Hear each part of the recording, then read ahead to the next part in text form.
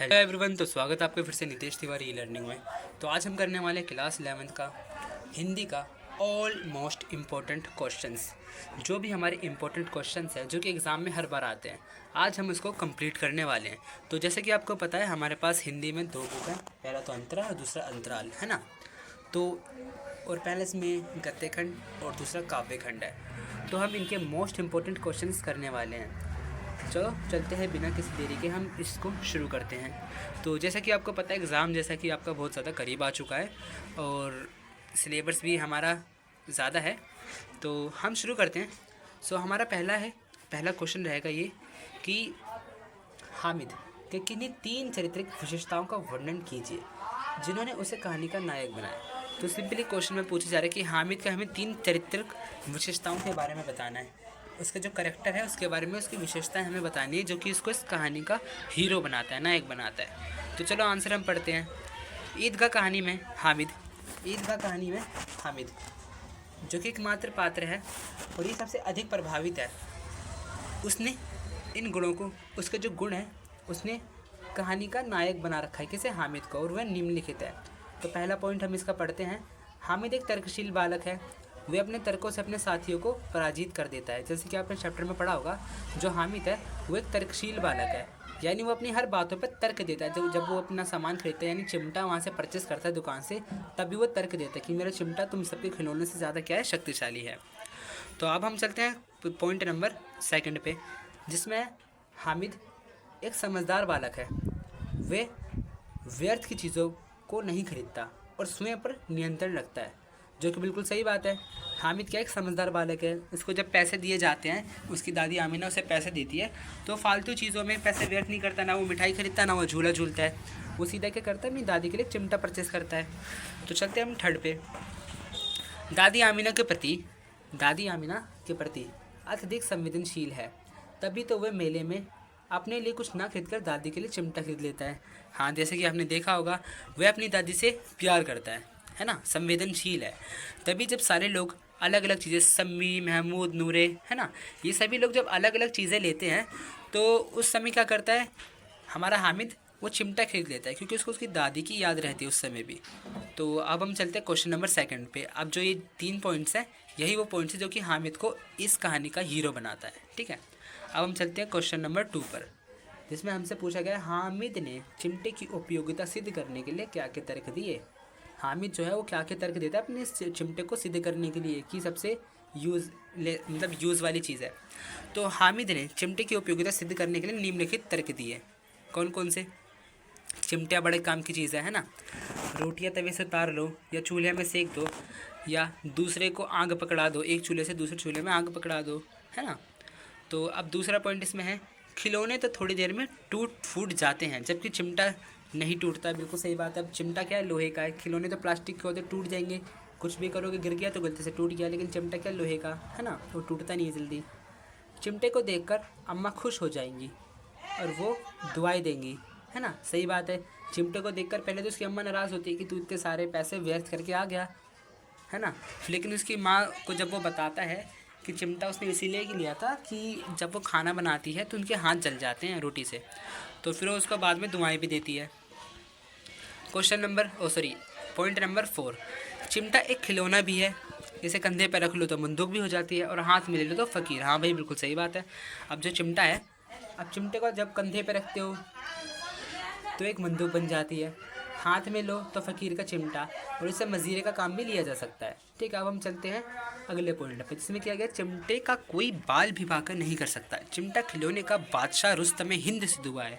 हाँ, फ्लेक्स मार रहे हैं यहाँ पे हामिद, क्यों? क्योंकि चिमटा उसका मजबूत है। ठीक है, चलते हैं आगे। क्वेश्चन नंबर 3, इसमें पूछ रहा है, ईदगाह कहानी के शीर्षक की सार्थकता सिद्ध कीजिए। क्या इस कहानी का कोई और शीर्षक हो सकता है? हाँ, बिल्कुल हो सकता है। जो हमारे चैप्टर का नाम क्या है, यहाँ पर चैप्टर का नाम है ईदगाह, है ना। राइटिंग थोड़ी इधर बेकार आ रही है, क्योंकि फ़ोन में लिखता हूँ तो थोड़ी इसमें बेकार आती है। ठीक है, ईदगाह। अब इसमें पूछा गया, ईदगाह के सिवा इस कहानी का शीर्षक कोई और हो सकता है? अब जैसा कि आपको पता है, ये जो चैप्टर का नाम हमारा ईदगाह है, ये पूरा जो हमारी स्टोरी है किसके इर्द गिर्द घूम रही है? जो ईद का जो अवसर है, त्यौहार का जो वहाँ पर एनवायरनमेंट बना हुआ है, और ये हामिद का चिमटा। ठीक है, इस चैप्टर का शीर्षक 2 हो सकता है, एक तो हामिद का चिमटा और ईद का उपहार, क्योंकि ईद के उपहार पे उसकी दादी को चिमटा मिला है ना। और चैप्टर हामिद के ऊपर है, मेन करेक्टर हामिद है। अब कैसे हम मूवी पढ़ लेते हैं इधर। देखो, इस कहानी की प्रमुख घटना ईदगाह स्थल के इर्द गिर्द घटित होती है। ईदगाह कहानी का केंद्र स्थल है ना, केंद्र स्थल क्या है, ईदगाह। कहानी के प्रारंभ में वहीं जाने की तैयारी होती है। ईदगाह पर नमाज पढ़ी जाती है। वह एक भातृत्व का दृश्य है। वहाँ मेला लगता है जहाँ ईद की चहल पहल है। ये शीर्षक कहानी का प्रमुख स्थल के केंद्र पर है और अतः पूर्णतः उचित एवं सार्थक है ना। तो इसका शीर्षक हामिद का चिमटा और ईद का उपहार, ये दोनों हो सकता है। सो बैकग्राउंड से आवाज़ें आपको आ रही होंगी, तो गाइस इसका मैं कुछ कर नहीं सकता क्योंकि थोड़ा नॉइस है, आप दिक्कत झेल लेना। सो नेक्स्ट क्वेश्चन पे हम चलते हैं, क्वेश्चन नंबर 4। सिद्धेश्वरी के झूठ। अभी हमारा चैप्टर कौन सा शुरू हो गया, सिद्धेश्वरी वाला है ना, दोपहर का भोजन, जो कि आपने पढ़ा होगा, दोपहर का भोजन। तो क्वेश्चन पे हम चलते हैं, सिद्धेश्वरी के झूठ से 100 सत्यों पर भारी है, विवेचना कीजिए। अब सिद्धेश्वरी क्या है, आपको नहीं पढ़ा होगा दोपहर का भोजन, कि सिद्धेश्वरी झूठ बोलती है, किस लिए, उसके घर में भोजन नहीं होता, और जो उसके 3 बेटे होते हैं, मंझला बेटा और बड़ा बेटा और छोटा बेटा, उनको खाना देना होता है, और उसके पति का दफ्तर से काम छूट जाता है। तो हम इसको कवर करते हैं, पढ़ते हैं, चलो। सिद्धेश्वरी का परिवार एक भयभीत गरीब से ग्रस्त था।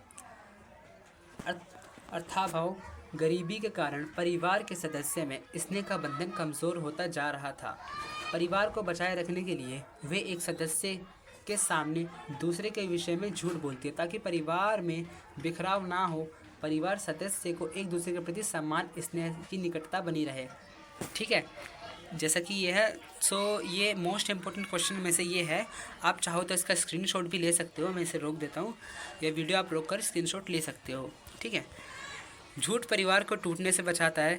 वह झूठ जो कल्याण में काम आए वो 100 सत्यों पर भारी होता है। बिल्कुल सही बात है।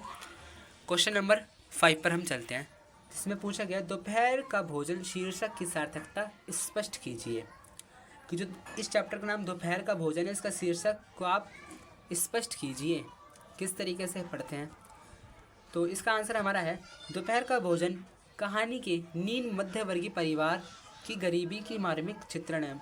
मध्यवर्गीय मिडिल क्लास फैमिली, इस परिवार की स्थिति इतनी दयनीय है कि घर खाने के लिए भी पूरा भोजन नहीं है ना।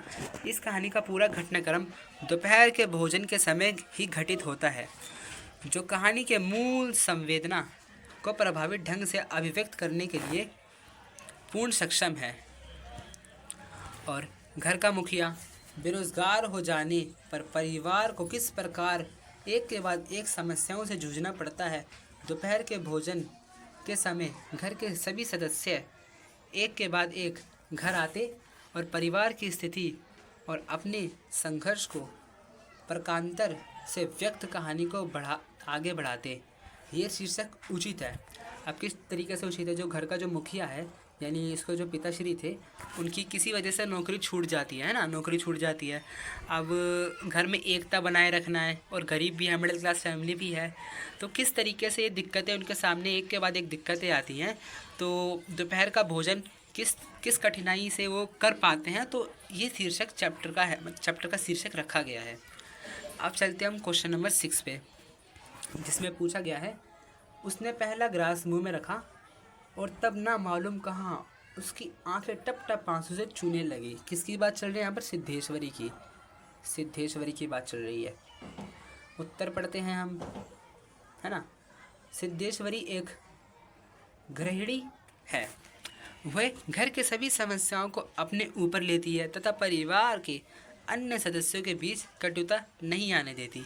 घर के आर्थिक दशा खराब होने के बाद भी वह कम साधनों में भी परिवार का पेट भरने की कोशिश करती है। इस काम में उसे बहुत झूठ बोलना पड़ता है ना। सिद्धेश्वरी को क्या करना पड़ता है, बहुत झूठ बोलना पड़ता है इस काम के लिए।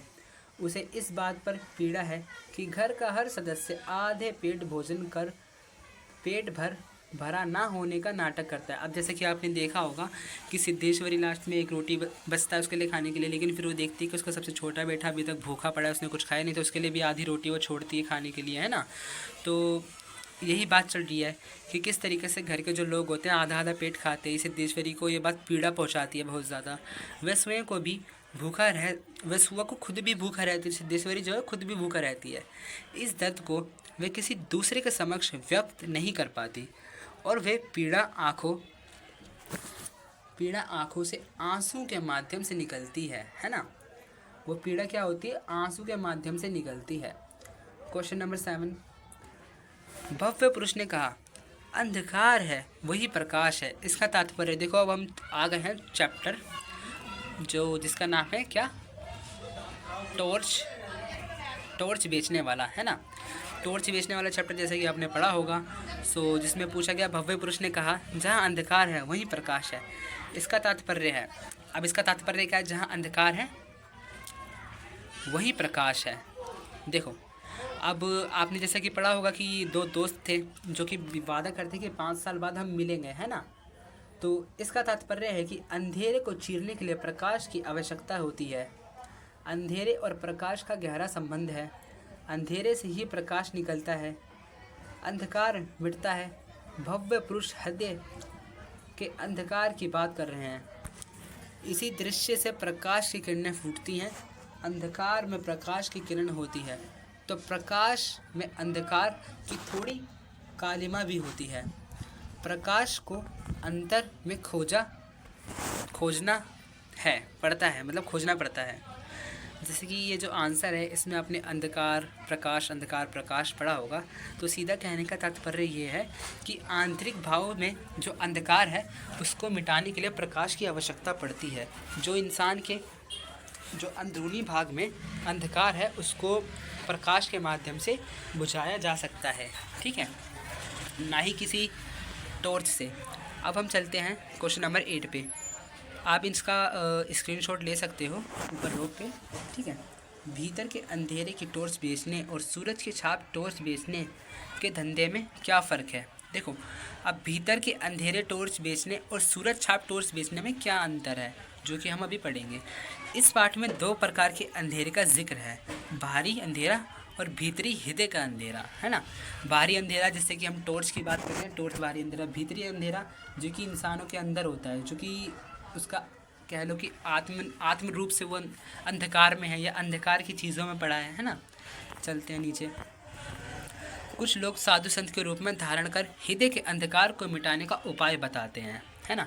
जैसे कि आपने आज भी देखा होगा कि साधु संत क्या बताते हैं, क्या आप अपने अंतर्भाग के अंधकार को कैसे मिटा सकते हो, क्या क्या चीज़ का त्याग करके आप अंधकार के अंधेरे को मिटा सकते हो। ये उपाय भीतर के अंधेरे की टॉर्च है, जो हमारे शरीर के अंदर की टॉर्च है, आप उसको जला सकते हो। इसी प्रकार लोक की भावनाओं का शोषण करते हैं और मात्र धन प्राप्ति ही ऐसे लोगों का एकमात्र उद्देश्य है।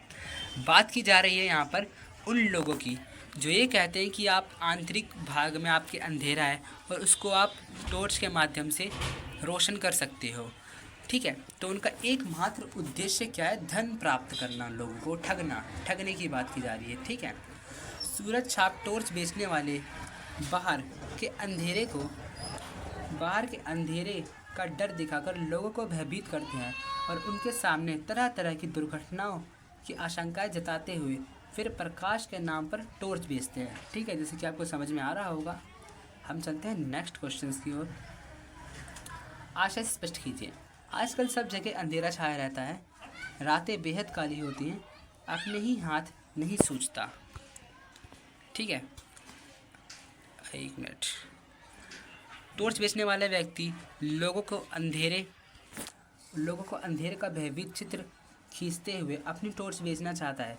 अंधकार में अपराध होते हैं, व्यक्ति को कुछ नहीं सूझता, अंधेरे का डर दिखाकर टॉर्च बेचकर लाभ कमाने की रणनीति कारगर है। अब चलते हैं नेक्स्ट क्वेश्चन पर। प्रकाश बाहर नहीं है, उसे अंतर में खोजो, अंतर में बुझी हुई ज्योति को जगाओ। शरीर बाती है, आंसर इसका है कि शरीर बाती है ना। हमारे शरीर क्या है? बाती। और मन हमारी ज्योति है। मनुष्य के भीतर आत्म प्रकाश नहीं रहा, उसकी ज्योति बुझ गई है। मनुष्य की क्या ज्योति जो है वो बुझ चुकी है। ज्ञान रूपी प्रकाश द्वारा ही अज्ञान रूपी आत्मा का अंधकार को दूर किया जा सकता है। ज्ञान के द्वारा ही अंधकार को दूर किया जा सकता है। अंधकार को मिटाने की प्रकाश हृदय में ही समाया हुआ है। यहाँ संत बना व्यक्ति लोगों को धर्म के नाम पर भयभीत कर अपनी शरण में बुलाता है और उसे ठगता है। ठीक है, अब हम चलते हैं गा पर। इस क्वेश्चन पर ध्यान लिखा है, धंधा वही करूँगा यानी टॉर्च वही बेचूंगा, बस कंपनी बदल रहा हूँ। ठीक है, ये बात किस दोस्त ने कही थी जो बाद में आया था कि धंधा वही करूँगा, टॉर्च बेचूंगा, पर कंपनी बदल रहा हूँ। टॉर्च बेचने वाला कहता है कि धंधा वही करूँगा, अर्थात लोगों को ठग कर पैसा कमाऊँगा, धर्म का धंधा करूँगा। टॉर्च बेचने के समान ही है, दोनों कंपनी अलग अलग हैं। धर्म के ठेकेदार आस्था को बेचते हैं, है ना। इसमें कमाई और सम्मान ज़्यादा होता है। धर्म के ठेकेदार क्या करते हैं? वो आस्था को बेचते हैं, जो लोगों के अंदर आस्था होती है ना, उसको बेचते हैं। इनसे वो क्या करते हैं? धन की कमाई करते हैं और सम्मान जुटाते हैं। क्वेश्चन नंबर 10, मनुष्य की करुणा की भावना उसके भीतर गूंगेपन की प्रतिछाया है, आशय स्पष्ट कीजिए। अब ये गूंगे, अब हमारा चैप्टर गूंगा शुरू हो चुका है। गूंगे जैसे कि आपने पढ़ा होगा, गूंगे चैप्टर, है ना। तो ये वाला गूंगा चैप्टर शुरू हो चुका है, जिसमें इसमें कहा गया कि मनुष्य की करुणा की भावना उसके भीतर गूंगेपन की प्रतिछाया है। यानी एक तरह से हर मनुष्य गूंगा है। अब कैसे हर मनुष्य गूंगा है? जो अपनी चीज़ों के लिए नहीं लड़ पा रहा, जिसके साथ शुरू से शोषण हो रहा है, वो अपनी चीज़ों के लिए नहीं लड़ पा रहा, वह व्यक्ति गूंगा है। ओके, अब लेखक कहना चाहते हैं कि करुणा के प्रति अन्याय होता देखकर मनुष्य की करुणा की भावना जागती है, आश्चर्य है, परंतु अनेक कारणों से वह उसे व्यक्ति नहीं कर पाता। ये कारण जैसे जिम्मेदारी से बचने की प्रवृत्ति, कृत्रिम सुखों को खोने का भय, स्वयं किसी विपत्ति में फंसने की आकांक्षा, है ना, इस तरह की चीज़ें। यदि मनुष्य की करुणा की भावना को कर्म रूप में परिवर्तित नहीं होने देते, काम के रूप में परिवर्तित नहीं होने देते, तो उसकी करुणा की भावना मौन रूप में धारण कर लेती है ना। वह अपने में साहस नहीं पाता, सेटिस्फाइड नहीं होता कि उस भावना को साकार कर सके। यह चमेली के पति के बारे में कहा गया है। किसके बारे में? चमेली के पति के बारे में। जो चैप्टर में आपने पढ़ा होगा, चमेली नाम की एक महिला थी, है ना। हमें विकलांग के प्रति कैसा व्यवहार करना चाहिए? क्वेश्चन है, हमें विकलांग के प्रति हमारा व्यवहार कैसा होना चाहिए? उत्तर, कोई मनुष्य अपने आप में पूर्ण नहीं होता। बिल्कुल सही बात है, कोई भी मनुष्य अपने आप में पूर्ण नहीं होता। अगर आप खुद को भी देखो तो आप पूरी तरीके से परफेक्ट नहीं हो, है ना। आप परफेक्ट नहीं हो पूरी तरीके से। कोई व्यक्ति इस दुनिया में परफेक्ट नहीं है। हम सभी कोई ना कोई कमी अवश्य होती है। हम सभी में किसी न किसी कमी होती है। हमें लगता है कि हमारे अंदर इस चीज़ की कमी है जो हमें डेवलप करना है, बिल्डअप करना है अपने अंदर। अतः हमें विकलांगों के साथ समानता का व्यवहार करना चाहिए। बिल्कुल, जो चीज़ आपके पास नहीं, जो चीज़ आपके पास है वो सामने वाले के पास नहीं है, तो आपको थोड़ा देखना चाहिए, उसकी रिस्पेक्ट करनी चाहिए, चाहे वो विकलांग व्यक्ति हो, है ना, या मेंटली डिसेबल हो। क्योंकि इन लोगों के साथ शुरू से शोषण होता है। अब वो डिसेबल है ना, तो उसके साथ शोषण शुरू से होता है। वो किसी न किसी चीज़ में उसको कमी महसूस होगी। शोषण के खिलाफ संघर्ष करना चाहिए। बिल्कुल, विषम परिस्थितियों में उनकी सहायता करनी चाहिए, है ना। उनके प्रति दया नहीं, प्रेम व सौहार्दपूर्ण व्यवस्था करना चाहिए, है ना। दया का भाव होना चाहिए आपके मन में, और उनके सम्मान व स्वाभिमान को बनाए रखना चाहिए। हमें स्वयं कई बातें में उनसे बहुत कुछ सीख सकते हैं और प्रेरणा ले सकते हैं। ठीक है, अब हम चलते हैं क्वेश्चन नंबर 12 पे, ज्योतिबा फूले। अब चैप्टर जो कि आपने पढ़ा होगा ज्योतिबा फूले, और जिसमें सावित्रीबाई फूले और ज्योतिबा फूले हैं, है ना। सो क्वेश्चन में हमसे पूछा गया ज्योतिबा फूले का नाम समाज सुधारकों की सूची में शुमार क्यों नहीं किया गया? तर्क सहित उत्तर लिखिए। अब जो ज्योतिबा फूले है, तो आपने देखा होगा कि जो 5 समाज सुधारक थे उनमें उनका नाम नहीं लिखा गया था। अब मैं आपको बता दूं तो ये मोस्ट इम्पोर्टेंट क्वेश्चंस में से एक है, आप इसको नोट कर लो। और ये एग्ज़ाम में कई बार पूछा जाता है और मे भी इस बार भी ये पूछा जाए। 90% में श्योर हूँ कि ये वाला क्वेश्चन पूछा जा सकता है, तो आप स्क्रीनशॉट ले सकते हो, उसमें कोई बुराई नहीं है। उत्तर हम पढ़ते हैं। भारत के प्रमुख समाज सुधारकों की सूची में ज्योतिबा फूले शामिल नहीं किया गया था। इसके प्रमुख कारण है, अब इसका क्या है प्रमुख कारण है, इस सूची को बनाने वाले लोग समाज के उच्च संप्रांत वर्ग, ब्राह्मणवादी मानसिकता व उनके अधिकारों के समर्थक थे और वे स्वयं समाज के इसी वर्ग से संबंधित थे।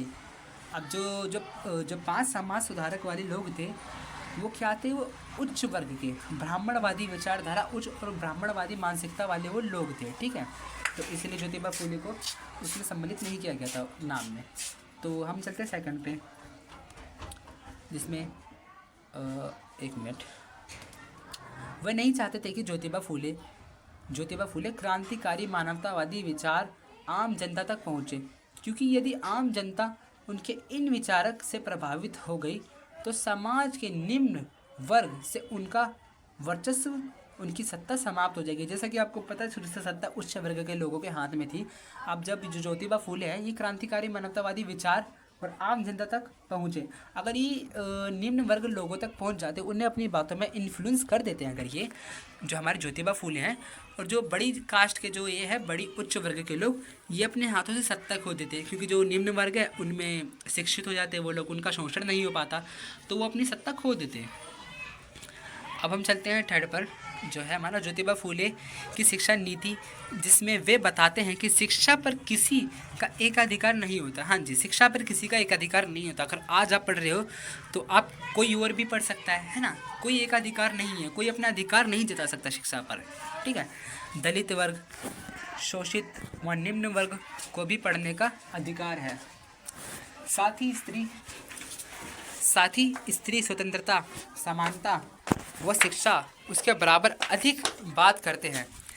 यदि शिक्षा द्वारा समाज में परिवर्तित हुई तो समाज उच्च वर्ग ब्राह्मणवादी सोच वर्चस्व पर प्रहार होगा, है ना। ये शिक्षा नीति समाज के उच्च वर्ग के खिलाफ है। बिल्कुल सही बात है, उच्च वर्ग के खिलाफ है ना, क्योंकि अगर शिक्षित हो जाएंगे तो वही बात है, शोषण लोगों का नहीं हो पाएगा। ज्योतिबा फूले का नाम समाज सुधारकों की सूची में नहीं रखा गया, तो ये कारण था। आप स्क्रीनशॉट ले सकते हो रोक के वीडियो, है ना। हम चलते हैं जब तक क्वेश्चन नंबर 13 पे, जिसमें हमारा सवाल है ज्योतिबा फूले और सावित्री कैसे एक और एक मिलकर 11 हो गए। ज्योतिबा फूले और सावित्रीबाई फूले कैसे एक और एक मिलकर ये 11 बन गए। चलते नीचे आंसर। उत्तर, ज्योतिबा फूले और सावित्रीबाई ने आपस मिलकर और पूरा सहयोग करने में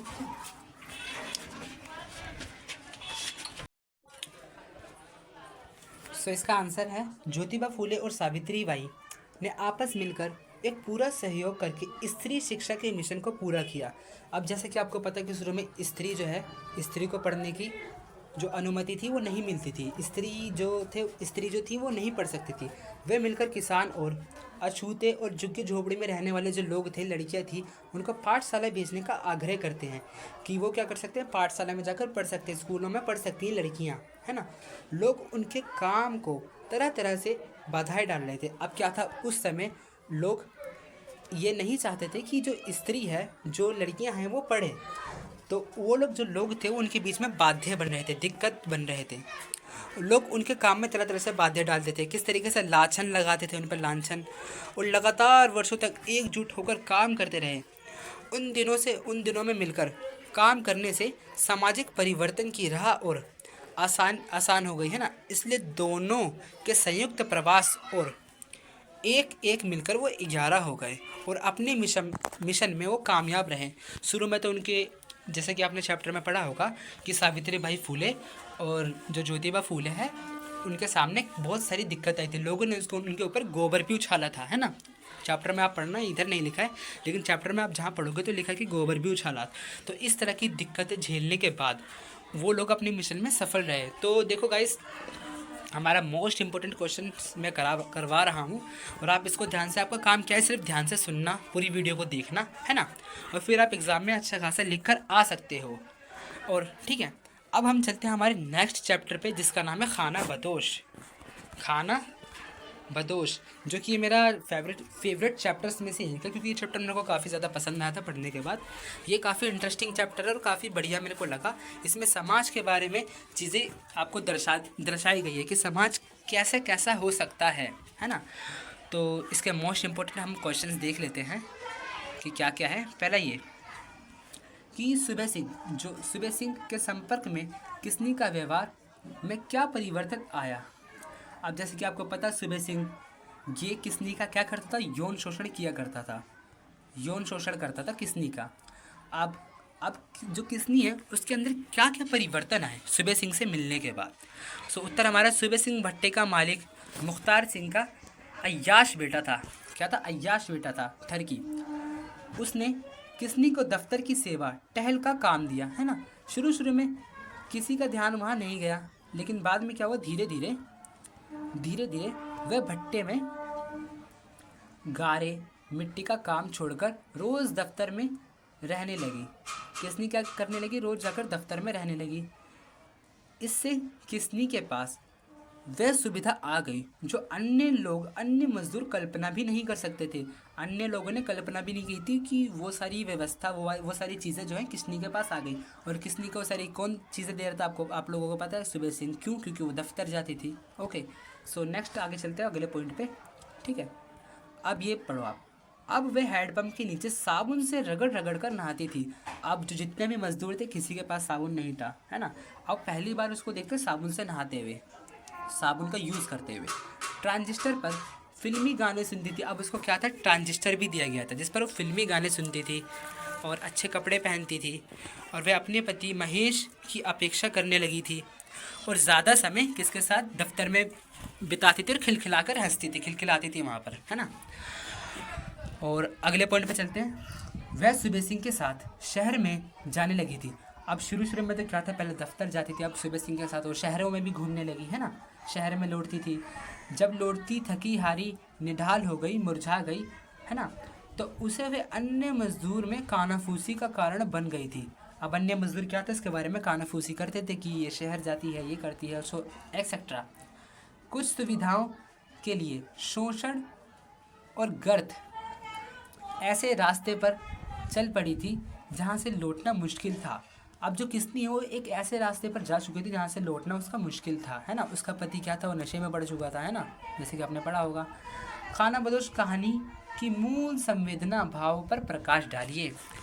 जो खाना बदोश है उसकी मूल संवेदना पर प्रकाश डालिए कि मूल संवेदना है क्या खाना बदोश की। सो गाइज़, मेरे बैकग्राउंड से जो नॉइस आ रही है जैसे पीटने की, सो इसको आप इग्नोर करना, क्योंकि ये मैं रोक नहीं सकता, आवाज़ आती है बच्चों के चिल्लाने की। अब आंसर इसका देखते हैं। उत्तर, खाना बदोश कहानी की मूल संवेदना है मजदूर वर्ग का शोषण, है ना। इस कहानी में लेखक ने मजदूरी करके किसी तरह गुजर बसर कर रहे मजदूरों का शोषण तथा यातना को चित्रण किया है। अब खाना बदोश जो हमारा चैप्टर है, इसमें कहानी में ये बताया जा रहा है कि उन लोगों की बातें की जा रही है जो मजदूर का शोषण किया जाता है ना। अब नीचे अगले पॉइंट पे हम चलते हैं। तो जो हमारा अगला पॉइंट है उसमें मजदूर यदि इज्जत के साथ जीना चाहे तो सुबह सिंह जैसे समृद्ध और ताकतवर लोग उन्हें जीने नहीं देते।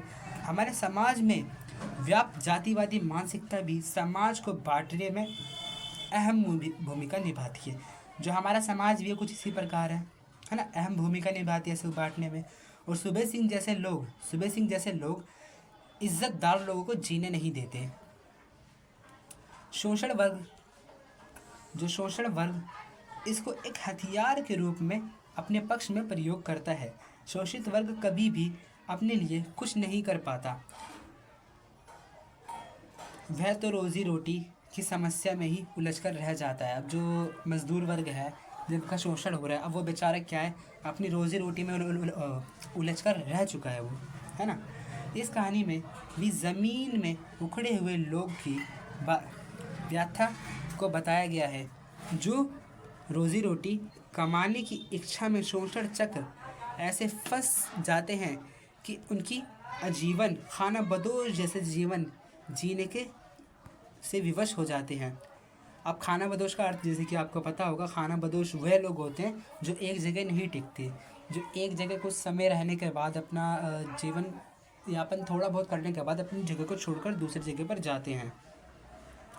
सो नेक्स्ट हमारा चैप्टर आ चुका है लाल। क्या लाल का व्यवहार सरकार के प्रति षड्यंत्रकारी था? जैसे कि आपको पता है इस चैप्टर का नाम है उसकी माँ, है ना। ये चैप्टर भी अच्छा है, जैसे कि आपने पढ़ा होगा उसकी माँ, जिसमें लाल होता है वो अपने देश के लिए अपने देश को बचाने की कोशिश करता है। किन से? शासनकारियों से, है ना। सो हम पढ़ते हैं इसको। क्या लाल का व्यवहार सरकार के प्रति षड्यंत्रकारी था? सो हमारे क्वेश्चन में पूछा गया कि लाल का जो व्यवहार है वो सरकार के प्रति षड्यंत्रकारी था। क्या वो षड्यंत्र रच रहा था? इसका आंसर हम देखते हैं। जो लाल है, लाल का विरोध सरकार से नहीं था। बिल्कुल सही बात है, लाल का जो विरोध है वो सरकार के प्रति नहीं था। उसका विरोध उस व्यवस्था से था जो उस देश के परतंत्रता की जंजीर से जकड़े हुए है। उस व्यवस्था से था जो व्यवस्था जो देश को धीरे धीरे खाती जा रही है। वह सरकार के प्रति षड्यंत्र नहीं कर सकता था और उसका उद्देश्य भारत ममता को परंपरता से मुक्ति दिलाना था, है ना। अंततः ये कहा जा सकता था कि यद्यपि सरकार उसे षड्यंत्रकारी मानता था तो ये षड्यंत्रकारी ना होकर क्रांतिकारी था। सो ये आप स्क्रीनशॉट लेकर लिख सकते हो, हर बार ये क्वेश्चन एग्ज़ाम में आता है, इसको आप लिख सकते हो। आगे चलते हैं हम नेक्स्ट क्वेश्चन के ओर। जो हमारा अगला क्वेश्चन है इसमें पूछा गया है कि पूरी कहानी में जानकी ना तो शासन तंत्र के समर्थक में थी ना ही विरोधी में थी, किंतु लेखक ने उसे केंद्र में ही रखे बल्कि उस कहानी का शीर्षक क्यों बना दिया? क्या कारण था? जानकी ना तो किसी का समर्थक में थी, ना पक्ष में ना विपक्ष में, कहानी का शीर्षक किसे क्यों बना दिया गया? अब आप देखोगे जो एफर्ट्स डाल रही थी जानकी अपने बेटे के लिए और बाकी लोगों के लिए, वो हम आगे देखते हैं, ठीक है। जानकी शासन के समर्थक या विरोधी में नहीं थी, है ना। वह एक ममतामयी माँ थी जिसका हृदय अपने पुत्र लाल के प्रति ममताव से था। ओके, सो चलते हैं अब हम अगले पॉइंट पे। जब लाल का चाचा जानकी को लाल के सरकार के प्रति विरोधी व्यवहार के बारे में बताता है तो तब जानकी उसे डांटती है, किंतु जब वह गिरफ्तार हो जाता है तो शासन को कोसता है और उसके बेटे को फंसाया गया है कि उसके बेटे को क्या किया गया है? फंसाया गया है ना। अब अगले पॉइंट पे हम चलते हैं। लेखक ने जानकी के मातृत्व को महिमंडित कर उसे मुख्य पात्र बना दिया क्योंकि संपूर्ण घटनाक्रम में वही है जो सर्वाधिक प्रभावित होती है। अतः संपूर्ण कथा चक्र में ममतामयी माँ का चरित्र सभी पात्रों और घटनाओं की तुलना में सशक्त होकर उभरता है। जैसे कि आपने देखा होगा पूरे चैप्टर में उसकी माँ ही थी जो पूरे 100% एफर्ट्स लगा रही थी कि उनके बेटे बच जाए, और जो सबसे बिल्कुल ये कह लो एक अलग ही उनका कैरेक्टर था, है ना। अब नेक्स्ट क्वेश्चन पे हम चलते हैं। चाचा जानकी और लाल के प्रति सहानुभूति तो रखता था किंतु वह डरता था। ये डर किस प्रकार का है ना। अब जो चाचा जानकी और लाल के प्रति सहानुभूति रखता तो था किंतु वह डरता भी था। अब ये जो डर है वो किस प्रकार का डर है? आंसर पढ़ते हैं। चाचा जानकी और लाल के प्रति सहानुभूति तो रखता था परंतु वह सरकार से डरता था, है ना। अब सरकार से तो वो डरेगा ही क्योंकि पता है कि जो इंस्पेक्टर था पहले आके उसने धमकी दे रखी थी कि अगर इनका कोई सपोर्ट करेगा तो वो भी उनके गिरफ्त में आएगा। तो सरकार से उसको डर था सिर्फ, बाकी तो उनके लिए सहानुभूति था वो। अब नेक्स्ट हम चलते हैं। वह जिम्मेदार था, जिम्मेदारी सरकार की कृपा पर टिकी थी। अगर वह लाल का साथ देता तो उसे चिंता थी कि वही सरकार के कोप भाजन ना बन जाए। जैसे कि मैंने अभी कहा है ना कि अगर वो उसका साथ देगा तो कहीं सरकार का भोजन ना बन जाए। पर लोभ और डर मनुष्य को उसकी कर्तव्य से विमुख कर देता है ना। बिल्कुल सही बात है। सो जैसा कि आपको मैंने इस चैप्टर के और ऊपर भी कुछ चैप्टर के मोस्ट इंपॉर्टेंट क्वेश्चंस करा दिए हैं। वीडियो वैसे भी हमारी 34-35 मिनट की हो चुकी है, वीडियो काफ़ी लंबी है। अब इसके आगे जो 2-3 चैप्टर हमारे और बचे हैं उनको हम कवर अप करने वाले हैं, और वीडियो भी जल्द 2 से 3 घंटे या 1 दिन बाद आ जाएगी। सो मिलते हैं अगली वीडियो में, तब तक के लिए जय हिंद जय भारत। और इस वीडियो को अपने उन दोस्तों को भेज दो जिनको अभी पढ़ने की और आवश्यकता है, और जिनको नहीं आप उन्हें भी भेज सकते हो। मिलते हैं अगली वीडियो में, तब तक के लिए जय हिंद जय भारत, नमस्कार।